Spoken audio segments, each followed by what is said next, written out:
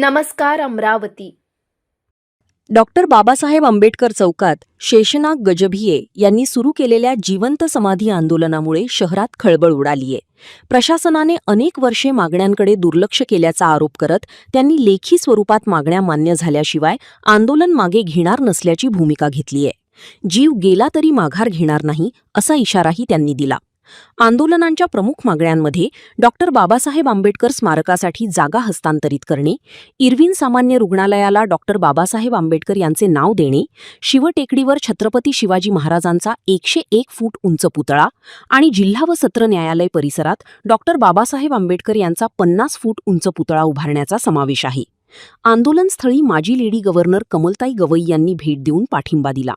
दरम्यान गाडगेनगर पोलिसांनी कडक बंदोबस्त तैनात केला असून प्रशासनाकडून आंदोलन मागे घेण्यासाठी प्रयत्न सुरू आहेत। पाहिजे ना, कारण ह्या आधी सुद्धा बरेच आंदोलन झाले आणि मीच संपूर्ण अमरावती जिल्ह्यातील सगळे नेते मंडळीला घेऊन कोर्टामध्ये गेलो होतो।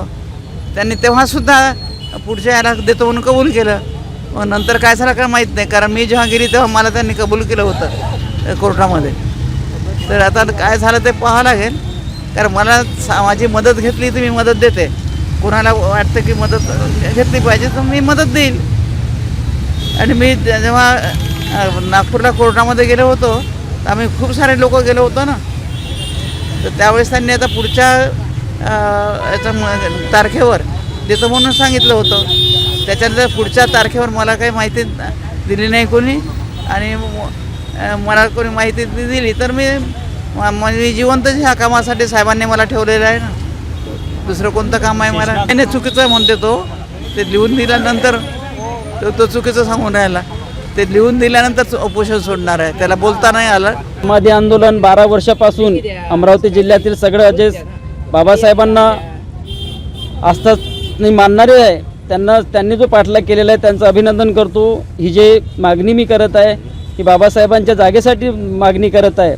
भरपूर याचं झालं आहे की सांगितलं गेलेलं आहे 2014-15मध्ये प्रवीण पोटे पालकमंत्री होते, त्यांनीसुद्धा इथे दखल घेतलेली आहे, परंतु इथल्या काही चाणक्यनीती लोकांनी किंवा जातीवादी लोकांनी इथली जागाही बाबासाहेबांच्या नावानं केल्या गेली नाही आहे। खूप मोठी शोकांतिका आहे। मी एक हे आंदोलन करत आहे, जो मी श्वास घेत आहे तो स्वाभिमानाचा श्वास बाबासाहेबांमुळे घेत आहोत। त्या जागेसाठी जर न्यायासाठी जर लढावं लागत आहे एवढ्या वर्षापासून, ते शोकांतिका आहे समाजासाठी।